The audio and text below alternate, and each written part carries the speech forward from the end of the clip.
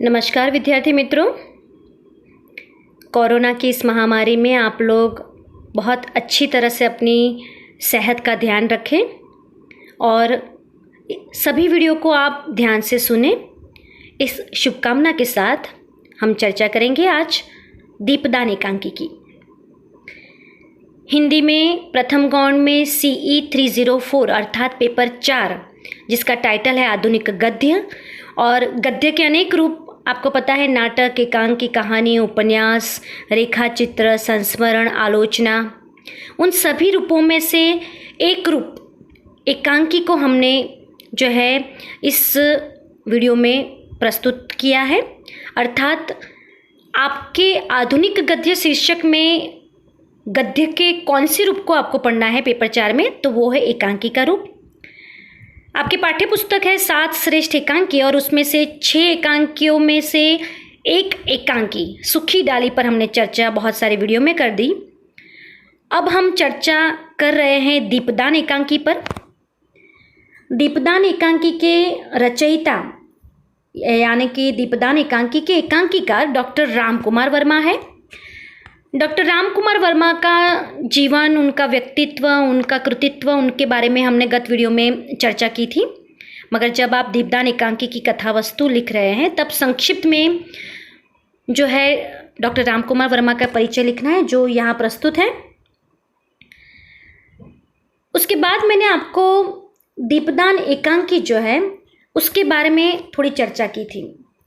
पूर्व भूमिका के रूप में मैंने आपको समझाया था कि चित्तौड़ के महाराणा सांगा की मृत्यु हो गई थी और उनका उत्तराधिकारी था कुंवर उदय सिंह, मगर वो आयु में बहुत छोटा था, इसलिए राज्य का कारोबार उन्होंने विक्रमादित्य को सौंपा था। महाराणा सांगा की मृत्यु के बाद उनकी पत्नी भी जो है मृत्यु के निकट जब पहुंचती है तब धायमा पन्ना को बुलाती है और अपने पुत्र की रक्षा करने के लिए कहती है और उस राज्य के उत्तराधिकारी को संभालने की बात करती है। यानी कि महाराणा सांगा और उनकी पत्नी दोनों की मृत्यु के बाद कुंवर उदय सिंह की देखभाल, उसका पालन पोषण, उसकी सुरक्षा, सब कुछ पन्ना करती है। फिर मैंने आपको ये भी कहा था कि दीपदान एकांकी की कथा वस्तु होती है शुरू दीपदान त्योहार से, और दीपदान त्योहार किसे कहते हैं उस पर भी मैंने गत वीडियो में आपसे चर्चा की थी। एकांकी की कथा वस्तु शुरू करने से पहले आपको ये ध्यान रखना है, फिर मैंने आपको धायमा पन्ना के बारे में भी समझाया था कि धायमा किसे कहते हैं। एकांकी की कथा वस्तु शुरू करने से पहले मैं आपको जो है पात्र परिचय के बारे में यानी कि पात्रों के बारे में समझाना चाहूँगी कि किस प्रकार जो है एकांकी के पात्र हैं और उन पात्रों को आपको समझना है। सबसे प्रथम पात्र जो है वो है कुंवर उदय सिंह। आप नोट डाउन भी कर सकते हैं इन पात्रों के बारे में। कुंवर उदय सिंह जो है वो चित्तौड़ के स्वर्गीय महाराणा सांगा का सबसे छोटा पुत्र एवं राज्य का उत्तराधिकारी है। आयु उसकी 14 साल है और 14 साल होने के कारण ही वो जो है अपने राज्य का कार्यभार जो है वो बनवीर नामक अपने भाई के बेटे को सौंपता है। महाराणा सांगा का भाई था पृथ्वीराज और पृथ्वीराज का दासी पुत्र था बनवीर। अब फिर से मैं यहाँ दासी पुत्र के बारे में आपको समझाना चाहूँगी। जब राजाशाही हमारे देश में चल रहा था, यानी राजाओं का शासन चल रहा था, तब राजा की पत्नी के अलावा कभी कभी राजा का संपर्क या संयोग जो है वो दासियों के साथ भी होता था। और उस दासी से जो भी पुत्र जन्म धारण करते थे या जन्म लेते थे तो उनको उन्हीं राज्य में रखा जाता था और उनका भी एक सम्मान्य होद्दा होता था। मैं धायमा की बात नहीं कर रही हूँ, यहाँ दासी पुत्र की बात कर रही हूँ। और दासी यानी रानी जो भी है उनकी सेवा चाकरी करने वाली दासी। तो कभी कभी राजा उनसे भी संपर्क में आते थे और रानी के ओहदे से नीचे की स्त्री जो है उसके संपर्क में आने के कारण जो भी पुत्र या जो भी संतान होता था वो राज्य में उसको जो है व्यवस्था दी जाती थी, दासी की भी और उसके पुत्र की भी। मगर इतिहास में अभी तक ऐसा नहीं हुआ है कि दासी पुत्र को राज्य का उत्तराधिकारी बनाया जाए। केवल और केवल दासी को ये सुख मिलता था कि राजा के साथ संपर्क में आने के कारण पुत्र की प्राप्ति हुई और वो पुत्र जो है आर्थिक सुख उसको मिलता है, थोड़ा सम्मान भी मिलता है, ये सुख मिलता है दासी को। मगर कब कितना भी शक्तिशाली या जो है बहुत ही अच्छा पराक्रमी उसका बेटा हो, मगर सबसे पहले तो जो रानी होती है, राजा की रानी, उसी का पुत्र है उत्तराधिकारी माना जाता है। और इसी कारण पृथ्वीराज का जो दासी पुत्र था वो बनवीर, उसके मन में बचपन से ही एक प्रकार की पद ग्रहण करने के लिए जो है राजा का शासन छीनने की एक भावना बहुत ही प्रज्वलित थी। सभी दासी पुत्रों के इतिहास में आप दृष्टि डालेंगे तो ऐसा नहीं है कि सभी दासी पुत्रों की मानसिक स्थिति ऐसी हो। कुछ दासी पुत्र जो होते हैं वो बहुत अच्छे भी होते हैं और अपने राजा के जो पुत्र यानी उसका भाई जो है उसकी देखभाल करते हैं, उसकी सुरक्षा करते हैं, उसका शासन संभालते हैं बहुत अच्छी तरह से, भले उत्तराधिकारी के रूप में नहीं होते। मगर यहाँ बनवीर एक विकृत मानसिकता और राज्य को हड़प लेने की मानसिकता वाला बताया गया है। तो कुंवर उदय सिंह की आयु 14 साल की है। दूसरा पात्र है पन्ना यानी कि धायमा, जो खींची जाति की राजपुतानी है। यहाँ खींची जाति की राजपुतानी शब्द का प्रयोग मैंने किया है तो राजपूतों में यह जाति अपनी वीर और पराक्रम के कारण बहुत ही प्रसिद्ध मानी जाती है। फिर वो स्त्री हो या पुरुष, स्त्री भी जरूरत होने पर अपने पराक्रम और शौर्य का जो है प्रदर्शन करती थी। ऐसी खींची जाति की ये राजपुतानी थी धायमा पन्ना। और कुंवर उदय सिंह का संरक्षण करने वाली धायमा थी। पन्ना की आयु 30 वर्ष की थी।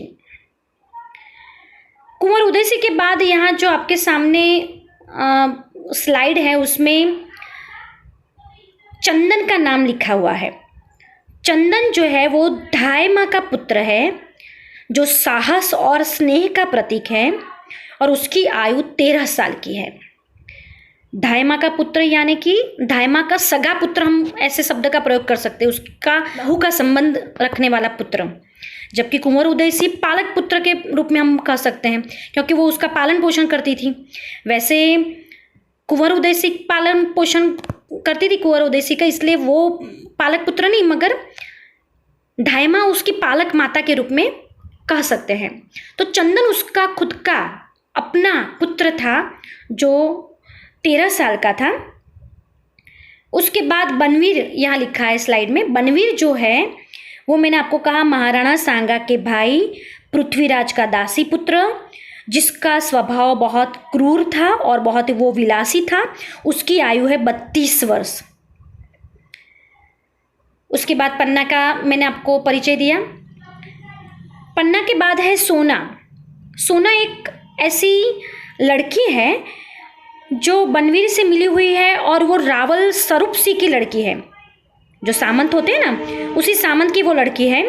अत्यंत वो रूपवती है और नटखट है। कुंवर उदय सिंह के साथ वो खेलती है। उसकी आयु 16 साल की है। कुंवर उदय सिंह की 14 साल की है और सोना की 16 साल की।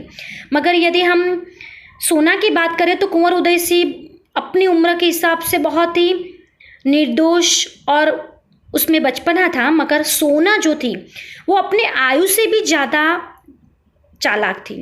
आयु से भी ज़्यादा चालाक का मतलब यह है कि कुछ लोग होते हैं कि बहुत कम उम्र होती है मगर उसमें इतनी सारी जो है चालाकी से लेकर समझदारी हो जाती है उसके भीतर कि कभी कभी ऐसा लगता है कि इतनी छोटी बच्ची बड़े बड़े स्त्री जैसी बातें करती है। कभी कभी छोटे बच्चे भी ऐसे होते हैं कि उसमें इतनी मैच्योरिटी कहते हैं ना हम लोग, वो समझदारी आ जाती है कि लगता ही नहीं कि वो उसका बचपना है। तो सोना ऐसी थी। 16 साल में उसके अंदर इतनी चालाकी थी कि वो बनवीर के साथ मिलजुल कर कुंवर उदय सिंह को परास्त कराने में जो है अपना हिस्सा देती थी, यानी कि वो मिली जुली थी। उसके बाद यहाँ लिखा है शामली। शामली एक परिचारिका है अंतःपुर की, जिसकी आयु 28 वर्ष की है। शामली की भी इस एकांकी में बहुत अच्छी भूमिका है। वो जो है पन्ना की बहुत विश्वास पात्र परिचारिका है। कुंवर उदय सिंह को बचाने में उसका भी योगदान है। शामली के बाद है कीरत। कीरत एक जो है जूठी पत्तल उठाने वाला बारी है, जिसकी आयु 40 वर्ष है।